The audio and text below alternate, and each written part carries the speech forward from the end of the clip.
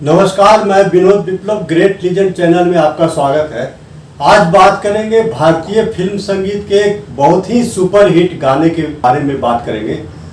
आसमान से आया फरिश्ता। प्यार का सबक सिखलाने दिल में है तस्वीर यार की, लाया हूँ वो दिखला। यह गीत एन इवनिंग इन पेरिस का है, जिसकी शूटिंग पेरिस में हुई थी और यह पहली फिल्म थी जिसकी शूटिंग पेरिस में हुई। और इस फिल्म के जरिए भारतीय दर्शकों ने पेरिस की सुंदरता का नज़ारा लिया। उसके बाद कई फिल्मों की शूटिंग पेरिस में और बाहर के देशों में होने लगी थी। लेकिन इस फिल्म की एक खासियत और है कि इस फिल्म में किसी एक्ट्रेस ने पहली बार बिकनी में नज़र आई थी। शर्मिला टैगोर ने इस फिल्म में बिकनी पहनकर शूटिंग की थी। इस गाने में आसमान से आया फरिश्ता में एन इवनिंग इन पेरिस ने कई तरह की परंपराओं की शुरुआत की थी। जैसे एक तो कि पेरिस में शूटिंग हुई इसकी, दूसरा इसमें जो एक्ट्रेस थी पहली बार बिकनी में नज़र आई, और उसके बाद इस तरह की परंपरा शुरू हो गई जिसमें एक्ट्रेस बाद की फिल्मों में बिकनी में या कम कपड़ों में नज़र आने लगी। जैसे कि परवीन बाबी, जीनत अमान, डिम्पल कपाड़िया। इस फिल्म की शूटिंग के लिए शक्ति सामंत ने कम का बजट रखा था, और जब इसकी शूटिंग होनी थी पेरिस में तो मात्र 10 लोगों की यूनिट को लेकर के गए थे। और इतने कम लोग थे कि 10 लोगों में जो लोग थे उनको भी जब शूटिंग होती थी तो उनका भी इस्तेमाल कर देते थे। जैसे हेयर ड्रेसर को इस फिल्म की कई शूटिंग में यूज किया गया था, उपयोग किया गया था। और इस फिल्म की शूटिंग जब होती थी पेरिस में तो वहाँ आने जाने वाले लोग रुक करके इसकी शूटिंग देखते थे और शम्मी कपूर के बारे में पूछते थे कि कौन ये जो एक्टर है वो कौन है, क्या नाम है, उनके बारे में और जानना चाहते थे। तो लोग वहाँ जो इस फिल्म की शूटिंग देख रहे होते थे उनका कहना था कि यह फिल्म काफ़ी हिट होगी।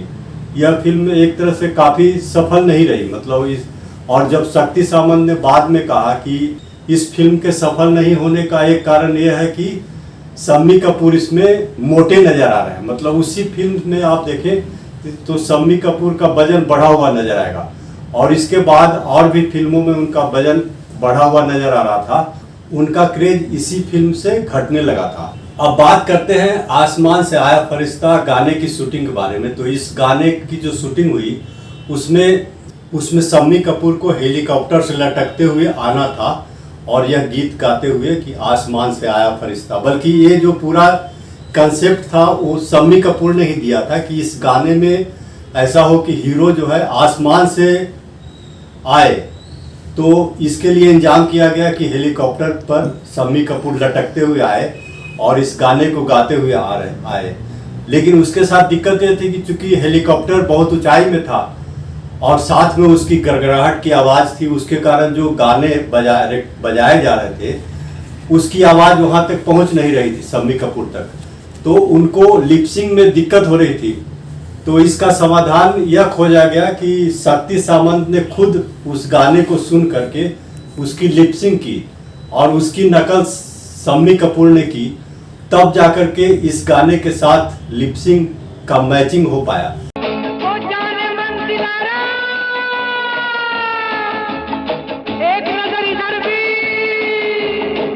यह थी इस गाने की शूटिंग की बात। अब इस गाने की रिकॉर्डिंग की बात करते हैं। जब इस गाने की रिकॉर्डिंग होनी थी तो शम्मी कपूर को कहीं आउटडोर शूटिंग के लिए बाहर जाना था।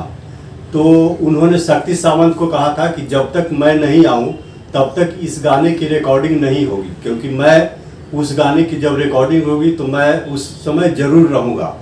और शम्मी कपूर हमेशा ही जब रफ़ी साहब किसी गाने की रिकॉर्डिंग करते थे तो हमेशा ही मौजूद रहते थे। लेकिन इस बार ऐसा हुआ कि शम्मी कपूर को बाहर जाना था, लेकिन चूंकि रिकॉर्डिंग रूम पहले से बुक करवाया हुआ था तो शक्ति सामंत ने उतना इंतजार नहीं किया और उन्होंने शम्मी कपूर की अनुपस्थिति में ही इस गाने की रिकॉर्डिंग कर ली।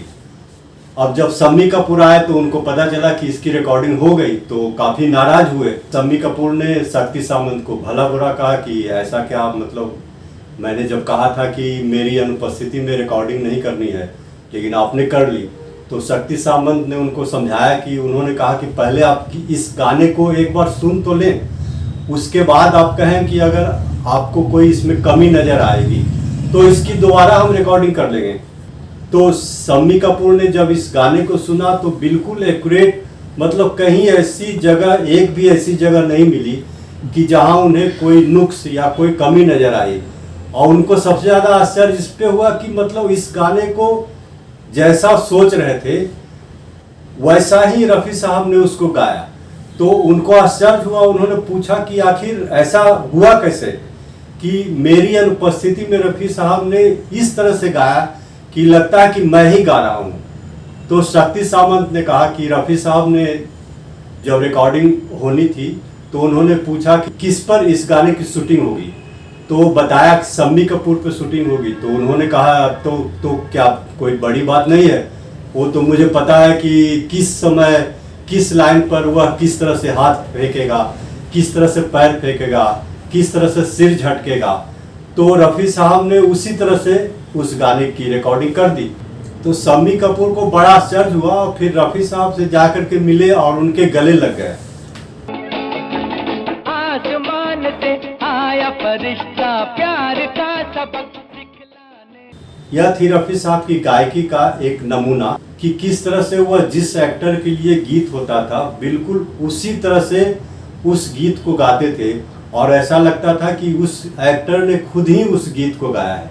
और जब या तो पर्दे पर उस एक्टर को गाते हुए सुने या बाद में उस गाने को सुने तो लगेगा कि यह गीत जो है उसी एक्टर ने गाया है और उसी तरह से, बिल्कुल उसी तरह से एक्टिंग हुई है, उस तरह से हाव भाव आपको लगेगा कि किस, आप गाने को सुने तो लगेगा कि जो एक्टर ने किस तरह से हाव भाव किया होगा, व्यक्त किया होगा, वो आपको गाने सुनकर ही अंदाजा लग जाएगा। यह थी रफ़ी साहब की गायकी का कमाल।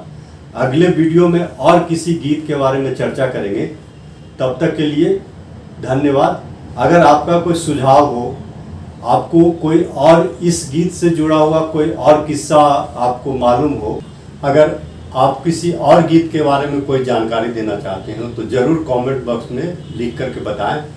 हमें आपके कमेंट का हमेशा इंतजार रहता है। अगले वीडियो में फिर मिलेंगे। धन्यवाद, नमस्कार। दिखलाने कहो प्यार है तुमसे, वो जाना कहो प्यार है तुमसे।